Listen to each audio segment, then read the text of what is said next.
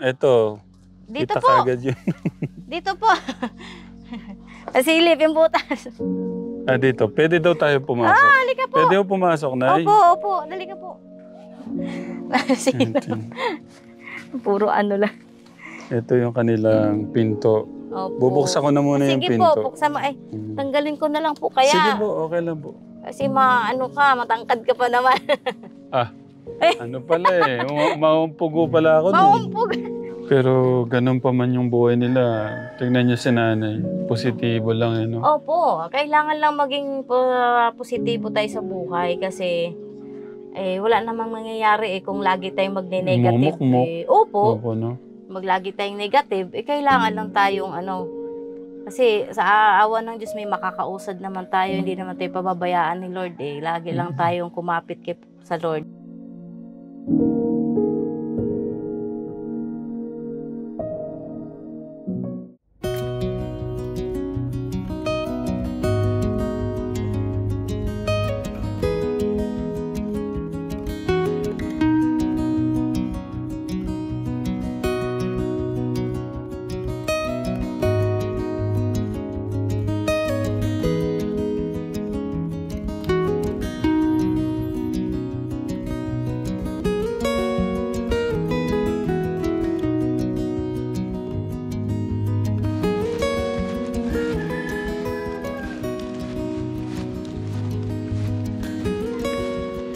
Tao po.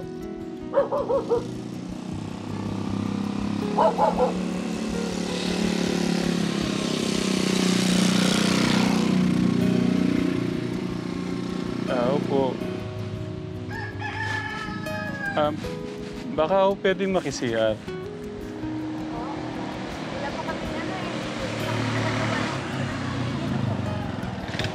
Ano po yan? Dito po kayo. Kahit doon na lang po sa baba. Doon po sa baba.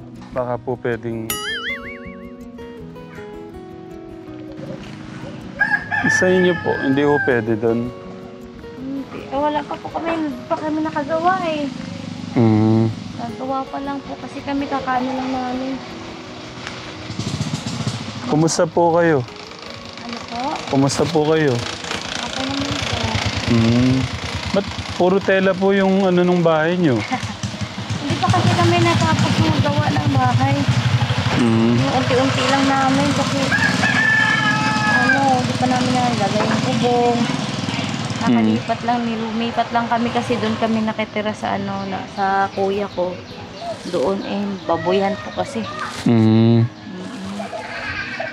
Malaho pala kayong CR. Wala pa, nag-aano pa lang kami, gagawa pa lang, magbubutas pa nga lang po kami. Mga ano pa lang naman kasi po kami naglipat, isang linggo pa lang. Yung asawa po niya nandyan? Ano po, nasa Antipolo. May yero naman po pala. Opo. Ba't di ko nakakabit yung yero niyo, Nay? Hindi pa kasi naikabit kasi inaantay pa ng anak ko yung pinsan niya at pagtutulong-tulungan nila magkabit. Wala pa silang time, nasa shop sila ngayon, gumawa din para magkapera. Sabi niyo, kakalipat niyo lang po. Kailan ho kayo lumipat? Nung last week, mga... Saan ho kayo galing? Ano po, sir, nasa Antipolo. Kasi may din po kami doon, may lote din po kami kasi doon, may bahay din kami doon, kubo-kubo namin. Kaso, may issue din po kasi issue ng may claimant din po. Kaya, kami dito kasi inanuhan kami ng kuya ko ng lote din. Kaya, Sa inyo na ho to. yung kuya ko naman, matagal na rin yun dito since 2005 dito na yung kuya ko, yung may babuyan po doon. Opo. Paano yan ganyan, umuulan? Hindi ho ba pumapasok yung tubig doon sa loob? Hindi naman. Hindi, yung kabila po kasi tela. Matagos din pag malakas. Ano ko lang muna kasi hindi ulan kagabi ng malakas Kaya nga, buti na lang hindi umulan kagabing malakas Hindi pa naikabit yung yero. Ewan ko kailan magkaroon ng time din. Sa linggo pa yata. Naikabit na nakabili kami ng 6 na piraso lang din na yero. Bahala na kung kalahati. hindi matakpan, yung blue sack, iusog ko na lang doon. Para hindi na kayo basa. Dahan-dahan, tapos dingdingan ng buhok. Ano lang muna. Balik. Pasok po dito kaya, kahit paano. Pasok. Ang bahay namin ay Nadaanan nun namin si Nanay Katekram. Pauwi kami nito eh. Pero pauwi ko kami nito, Nay. Opo. Ano lang, kitang-kita ko kasi yung bahay nyo. Nakita namin puro tela, Katekram mo. Opo, kasi tiyaga-tiyaga lang Tela, muna tapos namin. buti meron nung kayong ganito. Opo, bumili po ako kasi nung nakaraan, yung lang itim lang aming kinover dyan, yung goma, mababasa kami, kakaunti lang yung masisilungan. Yeah. Ay, napadalaan ako ng asawa ko ng pera. Sabi ko, anak, ay ano pala yun, binigyan kami ng kapatid, asawa ng kuya ko na pamasko. Ay di, binili ko na, bili ka ng 5 yarda, metro na ganito, 80 ang yarda, metro pala. Ay di, ayun, na-cover namin. Tara, lipatan na natin, kasi, sinahigan ko, ako lang po ang nagsahig ng kawayan na yan. Sinahigan ko para matirahan namin. Andito pa yung nanay ko, kabababa lang din ng Huwebes sa Pasig. Sabi ko, tara, lipatan na natin para unti-unti na lang kung anong kaya natin. Ay, makabili tayo unti-unti, ding-ding. Di naman ako natatakot kahit ganyan, nagtabing kalsada diyan na kami natutulog. Anong pangalan yun, Nay? Joven po. Si Nanay Joven. Ilan taon na po kayo? 46 na po. 46? Tapos yung asawa po niyo? 43. Ano pong pangalan? Noel Pesquera po. Opo. Ang trabaho, siya po sa Antipolo. Kaya nandun siya naiwan kasi, namamasada siya doon ng, yung badya po. Yung badya, yung 3 wheels. Namasada siya doon. Yun ang, kumbaga, na buhay namin sa ngayon. Asawa ko namasada doon naiwan. May luti naman kaming kapiraso din doon. Kinubuhan din niya. Yun din siya tumutuloy. Tapos, may naman yung MPMA Toda namin doon na prangkisa. Yun, ang ng 3 wheels namin. Yun din ang sinasakyan niya pag pumunta dito, pag coding, napunta siya dito. Ayun, para dumalaw dito. Kasi yung anak ko din, i-transfer ko na rin dito noong January lang. Ayun, yun lang ang hanap buhay din namin. Kaya, tiis-tiis. Yun naman ang aming 3 wheels, hulugan pa yun. 1 taon pang pagtitiis namin. Eto, dito kita po. kagad yun. Dito po. Silip yung butas. Dito. Pwede daw tayo pumasok. Halika po. Pwede po pumasok, Nay? Opo. Dali ka po. Puro lang. Ito yung kanilang pinto. Opo. Bubuksan ko na muna yung pinto. Sige po, buksan mo. Tanggalin ko na lang po kaya. Sige po, okay lang po. Kasi matangkad ka pa naman. Ano pala maumpugo pala ako. Maumpug. Opo, tapos may ginawa din po akong dapugan namin. Pero meron naman kaming super kalan pang emergency din. Bali pang ilang araw nyo na dito? Mahigit 1 linggo na po kami. Kami naglipat dito yata, January 2. January 2. Kumain na po ba kayo? Opo, kumain na po kami. Yung aming ulam ay tuyo. At nagulay ako kagabi ng munggo. Ito kaya, sabi ko, paano to pag malakas yung ulan, tagusan yung Buti na lang kagabi, ambon lang. May tumatagos lang dyan ng unti. Kagabi lang mo ba nagsimula yung ulan dito, Nay? Opo. One time po paglipat namin, sumunod na gabi, umulan ng malakas. Dito basa talaga, pero dito nakakasilong kami. Dito lang kami nagsiksikan, silong. Andun kasi ang upuan na maliit po sa baba Yun nga, meron daw. Hindi, okay lang po. Meron daw po tong meron daw tong first floor, second meron floor. dito. Andito Pwede ko namin makita yung first floor, Nay? Opo, yung anak ko ang nandito. Teka lang, ilipat ko itong asong makulit. Baka halika dito, aso. Dito ka. sagpangin po kami, no? Hoy, hindi po, mabait naman po, are. May may second floor, Katekram. Dyan po sa ibaba. Nakausap ko na si Nanay doon. Dito po ang daan namin. Oh, gaganon lang po kami dito. Cover lang po. Meron kaming underground. May underground po kami Ang dito. dami po pala nang nakaredy na ano na eh, no? Opo, nagpakuha kami ng buho.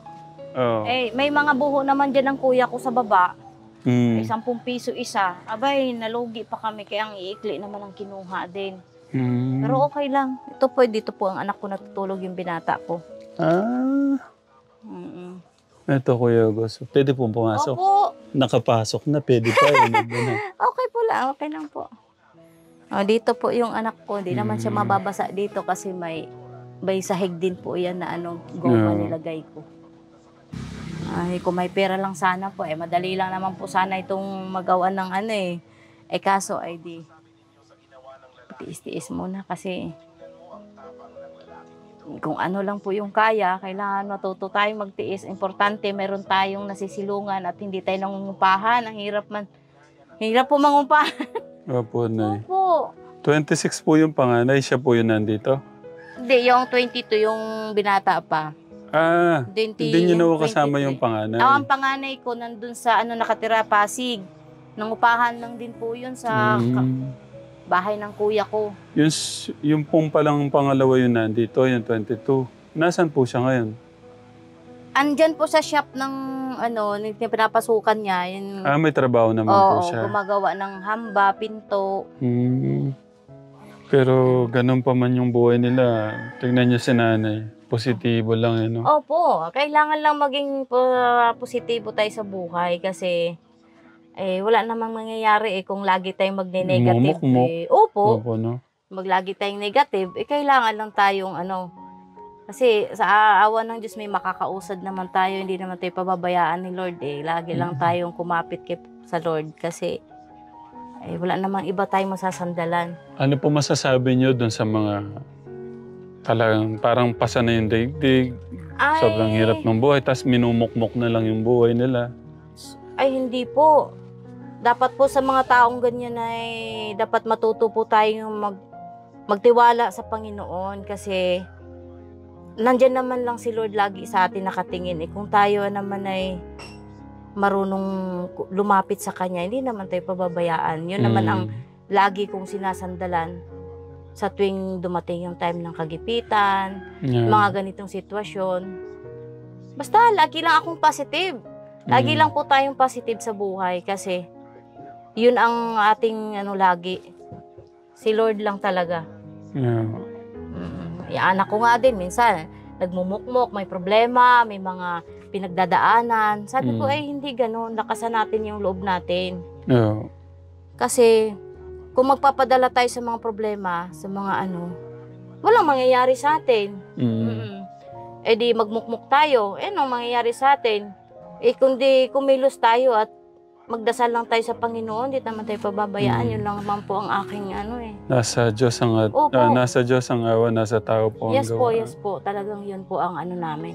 Kahit ako makasalanan pero talaga naman ako tested and proven ko naman talaga na hindi tayo pababayaan ng Panginoon. Yun lang po. Huwag tayong mawalan ng pag-asa, kumbaga. Tama po kayo. Opo, ganun lang. Kung ano yung kaya natin, makontento tayo. Kasi pero mangarap pa rin tayo. Hindi naman di man po. Kahit na tayo mahirap, makontento, maging masaya pa rin tayo kung anong pinagkaloob ni Lord sa atin. Kasi alam naman po natin na laging may plano si Lord sa atin. May mas magandang plano si Lord para sa atin. Oh yes. Yun po yung aking pananaw sa akin lang po. Na ano man ang pinagdadaanan natin, lang yan. Kumbaga, dadaan din yan, wag lang natin tatambayan ang mga problema. Lagi lang tayong mag-isip ng positive, masaya, ganun. Kahit yung anak ko, lagi kong pinagsasabihan na lang tayo, huwag tayong mawalan ng pag-asa. Yung mga problema na yan, may dadaan lang yan, huwag natin tambayan. Ayun po. Nanay ko nga po, umalis na po nung Huwebes, pumunta yung asawa ko. Sumama sa Pasig, nabuburi yung dito, naiinis. Kasama niyo siya dito? Opo, 86 years old na yung nanay ko. Paano po ba? Yan. Ah, Kasi baka mabulot. Oh, yes, baby. Andyan ka na pala, anak. hello, ate. Hello po. Bless ikaw, anak. Bless ikaw kay kuya. God bless. Bali, tatlo. Sila lang ho talaga, tatlo. Bunso to. Opo, bunso po ito. Anong name mo? Lovely. Ang ganda-ganda full naman name. ni What is your Ate full name? Lovely. Oh. Okay. Anong pangalan? Lovely Nailin Arpiskira. Ay, May- nakasan. May tanong ako. Ba't ang ganda-ganda mo? Kasi ako kay mama eh. Okay, may tanong din ako, isa pa. Pinagbubutihan yung pag-aaral mo. Anong grade ka na? 2. Grade 2, pinagbubutihan ng pag-aaral. Parang medyo ano yung sagot, parang di sigurado. Pinagbutihan mo ang pag-aral, anak? Hindi. Kunti lang daw. Kunti lang. Pinagbutihan konti. Konti. Damihan mo na. Mabait sa Lakihan mga mo na, hindi na kaibigan. konti. Mabait sa mga kaibigan. Apo. Masunurin sa mga magulang. Nakasan mo, anak, ang Okay. sagot. O sige, mabait. O sige, pasok ko na doon sa kwarto mo. Pwede pa kwento ko sa amin paano nangyari na ba't napunta ko kayo dito? Ay, nag-decide po kami na maglipat dito gawa ng sa nanay ko talaga. Kasi pumunta yung nanay ko noong October. Itong October lang. Kasi po para nagbakasyon. Kasi dati siya dito. Tapos yung parang nagpasyal-pasyal lang siya. Tapos gusto niya magbahay dito. Tapos, siyempre ako kasi gusto ko din yung nanay ko kasi makasama ko din. Kasi kumbaga inisip ko naman ay maikling panahon na lang din naman ng nanay ko makasama ko gawa ng siyempre 86 years old na siya. Parang gusto ko siyang makapiling habang siyang nandito, pagkakataon ko na nandito kasi ang hirap din po kasi magbakasyon sa Cebu, hirap walang budget, di ba? Pagkakataon. So, yun na yung ginagrab ko din yung opportunity na yun na makasama ko yung nanay. Kaya ako pumunta dito, tapos binigyan din ako ng opportunity ng kuya ko na sabi niya kung gusto ko daw na mag-ano ako ng luti dito sa lupa niya, tapos bayaran ko na lang pag nabinta yung part namin doon sa Cebu. So yun na yung opportunity na yun na hindi ko rin pinalagpas. Kaya pumayag ako hanggang nagtayo kami agad ng bahay dito ng kubo para makasama ko yung nanay ko. Tapos yung nanay ko naman mainipin, bumaba uli. 86 ho siya, di ba? Gano'n pa ho siya kalakas? Eh malakas pa po, nakakapagtanim-tanim pa po siya dyan. Nakakatakbo pa ho? Hindi na, medyo mabagal na maglakad, pero hindi naman siya. Okay. Nakakakilosan, nakakatanim pa Yes eh. po, opo. Yun, doon, kapang-gapang siya doon sa ano na yun, Matarek. Yeah. Opo, nakakakuha pa, nagkuha kaming kawayan. Ito, siya ang kumuha niyan, yung sahig namin na kawayan. Siya po ang kumuha niyan. Malakas pa po. Bali, pangalawang asawa niyo na ho pala yung papa niya. Opo. Anong nangyari ho dun sa una? Siya ex po. Ano kasi, yung... Chismoso, no? Okay lang po yun kasi open naman po i-share po yung ko. Kasi po, yung ex ko po kasi medyo mabisyo nung time. Hanggang ngayon na rin. Pero kasi lang matanda, may edad na. So, siyempre, limitado na rin siya sa bisyo niya. Dati kasi po, nagsasyabu, ganyan, nag-iino. So, parang, kasi iniisip ko po kasi, parang hindi yun ang pinapangarap kong buhay. Hindi yun ang pinapangarap kong tao na makakasama ko forever, ang habang buhay. So parang, ang ko talaga is, ayaw ko ng ganong buhay. Ayaw ko ng ganong kasama sa buhay. Lalo na mga lalaki yung anak ko hanggat maaari. Gusto ko matino naman. Kasi sabi ko, wala naman akong pake kung ano yung bisyo mo nung binata ka pa. Pero ang akin lang na, kapag siyempre, pag may pamilya ka na, lalo na sa mga bata, isaalang-alang mo rin dapat yung mga anak. So, yun ang nasa isip ko na ayaw ko ng ganung buhay na may bisyo. So, parang gumawa ko ng way para, na maghiwalay kami. Tapos, ako talaga ang nag-decide na ayaw ko na. Hanggang sa, mas gusto ko na lang mag-isa. Tapos, yung bunso ko na iyan, na lalaki, yung pangalawa ko ay nanay ko ang nagpalaki kasi niyan. Since naghiwalay kami noong 2002, 2003, naghiwalay kami ng asawa ko. Nasa nanay ko na yan. Kaya po, makinanay po yan. Tapos, nung, nag-aral na siya ng elementary, kinuha ko na po siya kasi, nanay ko kasi yung gusto niya, pag gusto niyang umalis, gumala, pag naiinip siya, siyempre yung pag-aaral ng bata, napuputol-putol. So, parang kinuha ko siya para makapag-aral din. Hanggang sa, nasa akin na nung malaki na. Ayun. Yun po yung ano namin. Actually, yung tatay naman nito, hindi naman malayo sa amin. Ano din yun. Kumbaga, matagal ko na, bata pa ako, kilala ko na yun kasi ampon yun ng tiyuhin ko din. Parang as in family, family friend na rin namin naman. Okay. Nakilala niyo ba yung asawa niyo, unang asawa niyo? Hindi niyo alam na nag-a-addict po siya, ganun? Ano kasi yun, hindi ko naman kasi talaga as in sinasabing boyfriend, parang ano lang, parang wala sa plano, ganun. Parang ano lang kasi yun. Kaya kumbaga, yun po yung lesson na na-learn ko dun sa naging past experience ko ba na kailangan mong kilalanin yung maging makasama mo.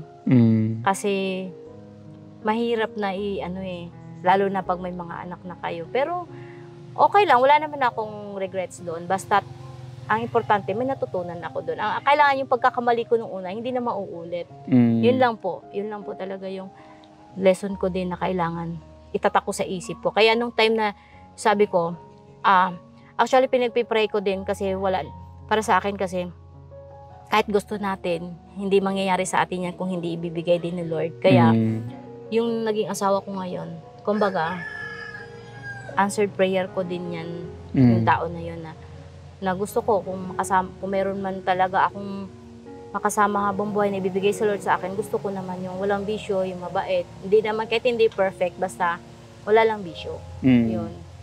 Okay lang yung mag-inom, basta occasionally, basta't marunong lang magdala, wag lang magwala, wag lang mag-ano. Pero yung mga bisyo na ayoko talaga nun. Yun naman, answered prayer naman na mabait naman naging asawa ko ngayon. Yung ngayon po. Yung pangalawa, sa tingin niyo po, siya na ho talaga? Panghabang buhay na siya? Opo. Ba't niyo nasabing siya na ho yung panghabang buhay na? Pakasal po kami. Kasal na po kami. Opo. Tsaka, kami, kasi kumbaga, nakilala ko ilang taon na kami. Wala naman kaming naging wala naman akong naging sa kanya. Kumbaga, naging problema sa kanya kasi.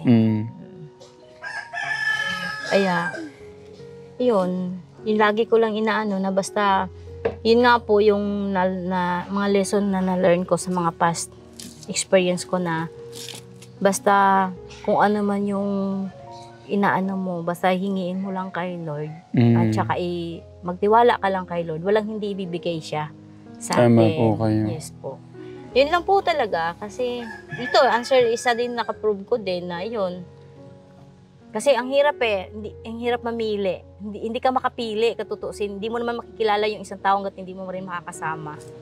Pero kung si Lord naman ang nag-guide sa atin, siya ang nagbigay sa atin.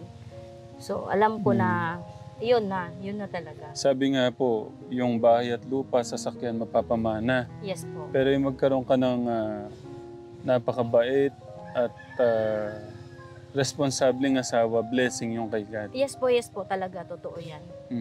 Kasi hindi mo, kahit sabihin mo pong gusto ko yan, mamili ako ng mabait, pero hindi yan hindi mo pa rin masasabi na mabait.